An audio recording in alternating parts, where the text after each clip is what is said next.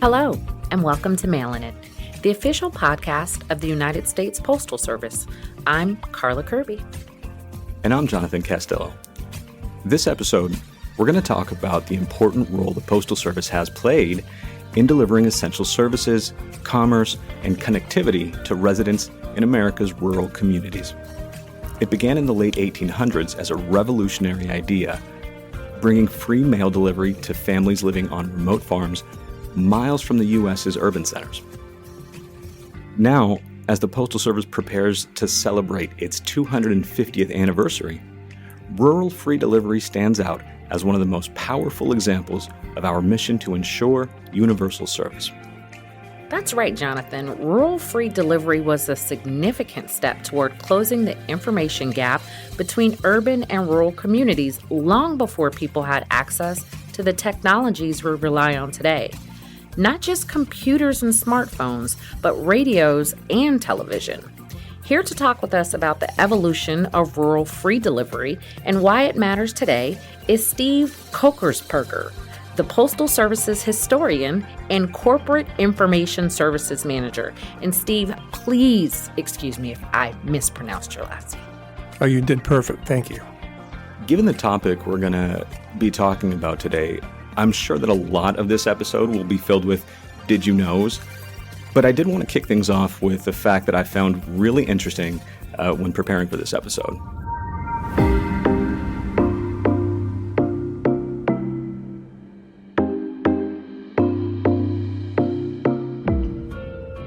Did you know that the number of post offices in the U.S.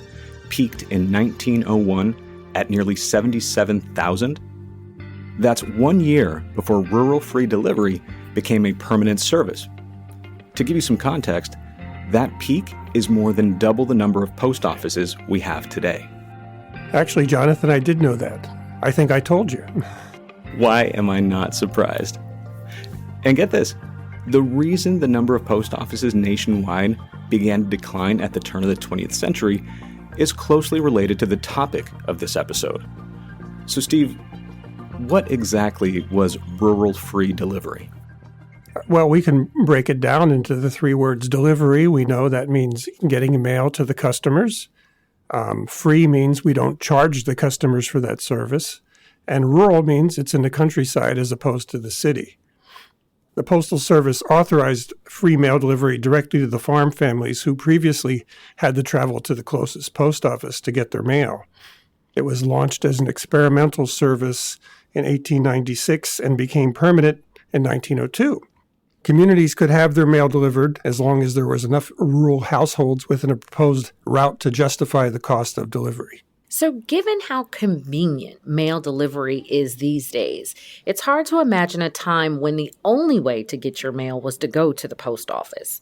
Why was rural free delivery such a big deal at that time? It was a big deal because before the turn of the 20th century, about 65% of the U.S. population lived in rural areas, about 41 million people. And a time before the electronic age, the mail was the way they got information. If you wanted news from outside your community, you needed newspapers, magazines, or letters. It also meant that people no longer had to travel miles to get their mail to the nearest post office. So it saved them time. It was safer and more convenient. There was also a philosophical aspect to it. It was seen as a way of evening the playing field for people who lived in the countryside. They thought that people in the city had advantages they didn't have. This was a step towards equality, and it helped close the communications gap. It changed rural economies for the better and helped rural Americans feel really included in the nation's progress. Steve, the Postal Service has been around just as long as our country has, and I'm assuming that there's probably, a variety of different reasons why this hadn't happened before the 1890s. What were the biggest challenges really to creating this rural free delivery? You're right about that, Jonathan. Free delivery started in the cities during the Civil War in the 1860s. And it was seen as an injustice that the people in the rural areas were paying just as much for their postage, but they didn't get the same level of service. But there were significant logistical problems delivering to rural areas that were not part of delivering in cities.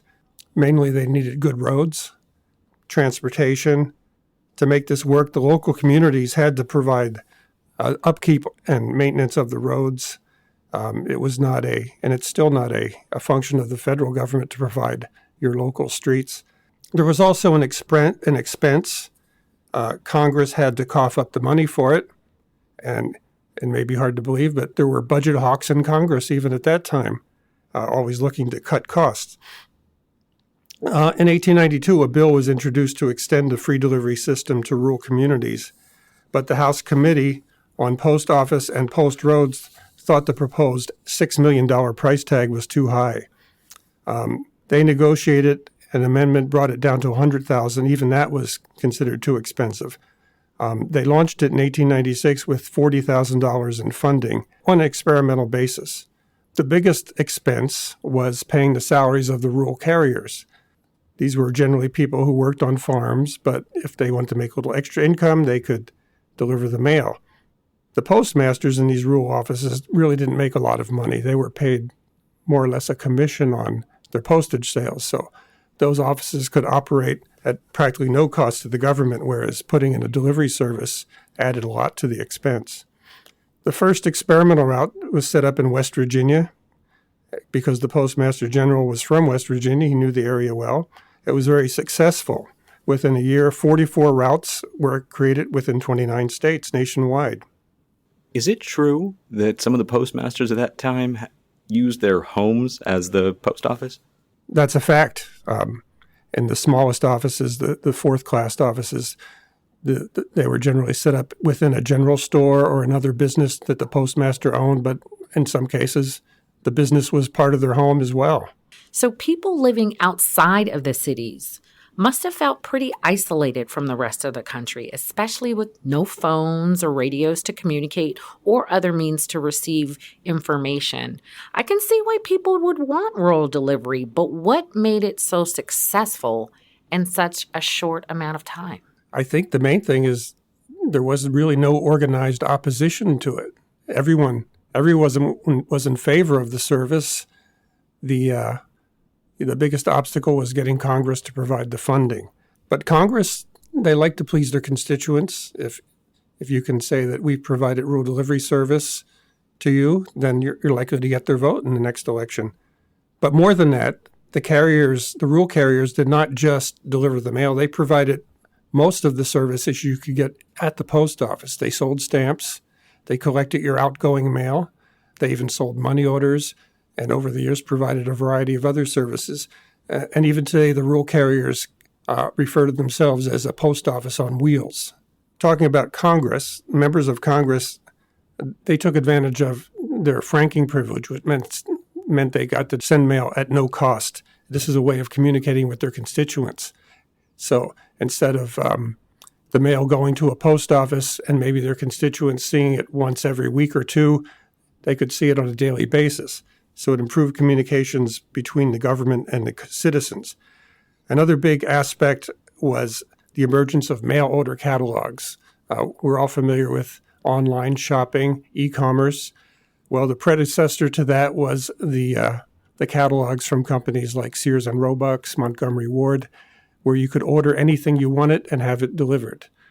And the fact that these catalogs could come now to your home instead of picking them up at a post office boosted the economy and made life more convenient for people living in rural areas. Yeah, you hit the nail on the head, really.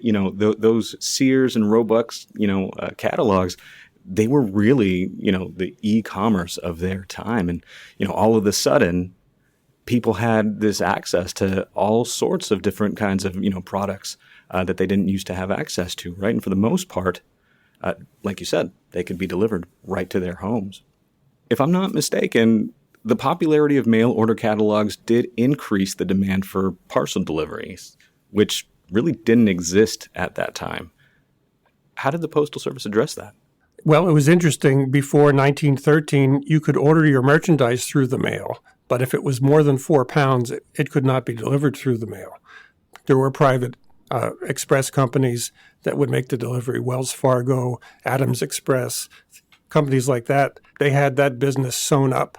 And there was resistance to the postal office department getting into the mail order or the parcel post business, they saw it as government competition, whereas most of the world had parcel post service provided by the government.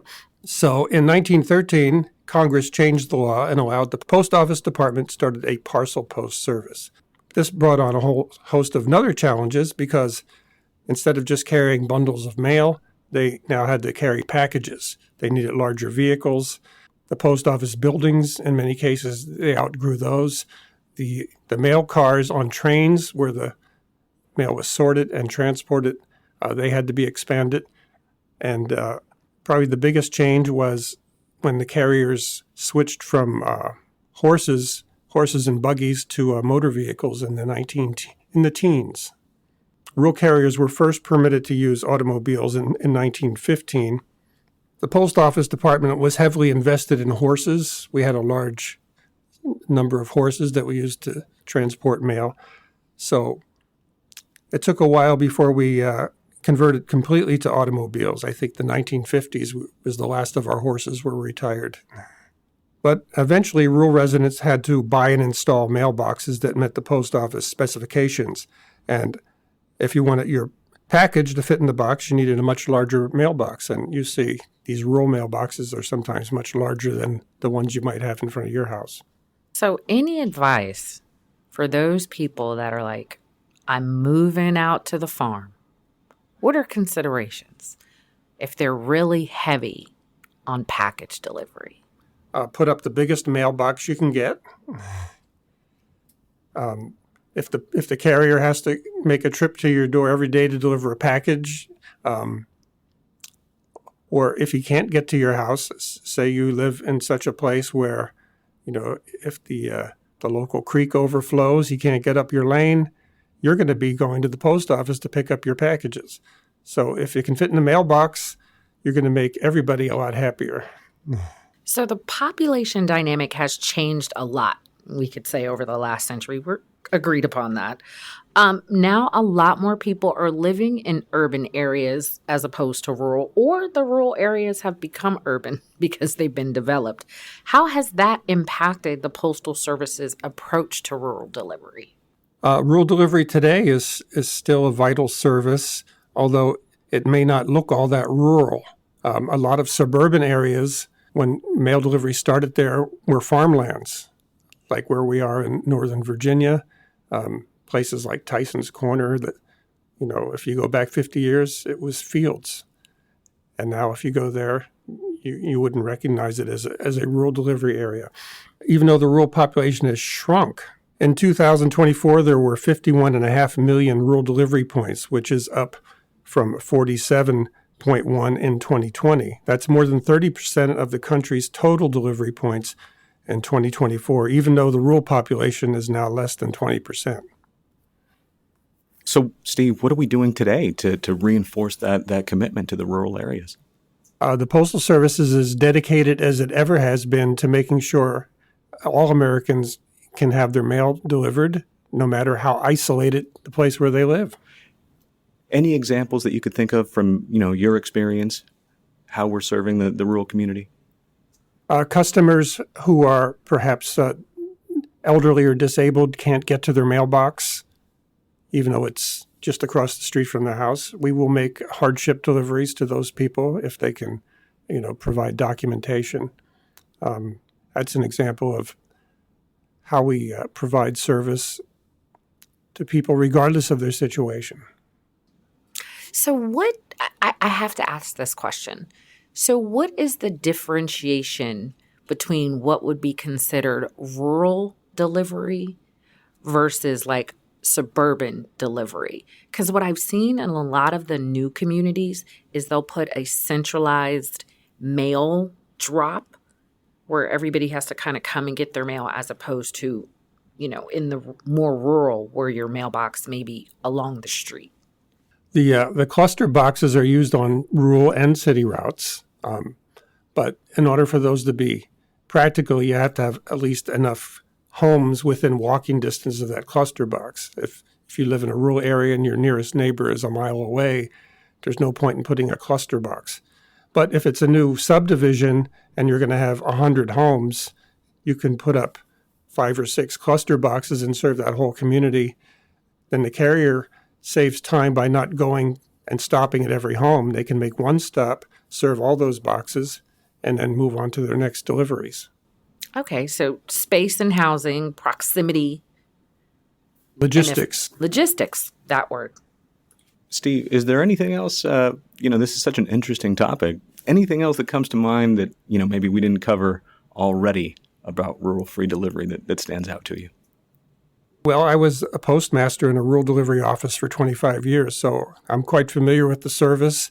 And the thing that surprises most people is that the rural carriers will often use their own vehicle. They won't be delivering from a postal truck, and that they don't wear a uniform. Another interesting thing I just thought of was addresses on rural routes. At one time, if you lived on a rural route, your mailing address was simply RFD or RD or RR and the number of the route. So you could be rural route number 1 was your address. And as the number of deliveries increased, then they would add box numbers. So you could be RD number 1, box number 227. A big change happened in the 1990s when the E911 system required people to have street addresses. So suddenly rural areas that had gotten along fine for 70 years with RD numbers, they had to switch over to now it's Locust Lane or something like that. So there was a big conversion, and it's a part of American life that maybe has been lost. People don't recognize what an RR or RD number is. So, talking about fun facts, Steve, to the best of your knowledge, where is the longest rural route, like the furthest distance we're traveling to deliver mail and packages? There are some routes that are more than 100 miles in length. The rural carriers, leave the post office, travel for 100 miles, and at the end of the day, they're back at the post office after delivering to, 200 or 300 mailboxes. This would be in the Midwest. Hey, Steve, I noticed you brought something with you today. What book is that? This is the United States Postal Service and American History. We call it Publication 100. It's the official history of the 250 years of the U.S. Postal Service. And where can someone go to get that publication? You can download a free copy from our website, or if you visit the postal store, you can order a hard copy. Where can folks go to find more historical information on the Postal Service? Great question. We have a website on USPS.com. Just go to aboutusps.com and look for history. And we have fascinating articles and statistics and ways to find out more about the history of the Postal Service as we celebrate our 250th anniversary. Steve, as usual, great information, very informational, and thank you for visiting with us today. Yeah, absolutely. Thank you for joining us, Steve. A lot of great information on rural free delivery. We appreciate you joining us. Thanks for having me. I'm always happy to talk about postal history.